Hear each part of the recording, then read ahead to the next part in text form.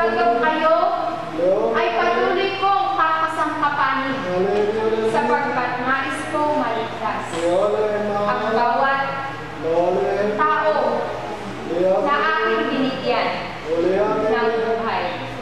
Kaya sa inyong paglilingkod, manalip kayo na buhay ang Diyos na inyong pinaglilingkuran. Ako'y kasama ninyo sa lahat ng oras at sa lahat ng panahon.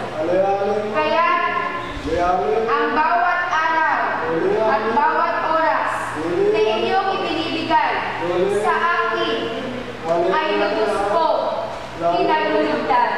Ang lugar na ito ay akin na iniligtas at bitang sa ilalim na ito ay akin ang binibigyan ng paghihilo. Kaya magdiwang kayo, sapagkat ako lamang ang Diyos na makapangyarihan sa lahat na makagagawa ng lahat ng ito. Kayo'y aking mga minamahal na aking mga anak. Magpatuloy kayo sa inyong paglalakbay. Maraming lugar ang nag-iintay para sa inyong lahat upang kayo ay makapagbahagi ng kaligtasan. Huwag kayong magalala.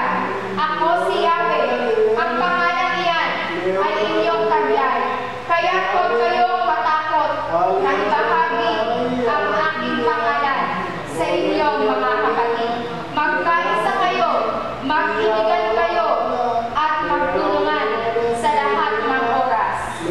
Magpatuloy kayo makinig sa inyong pulong-lingkod, sapagkat siya ang aking katuwa sa pagtatanda sa lahat ng gawain na aking minimensahe para sa inyong lahat.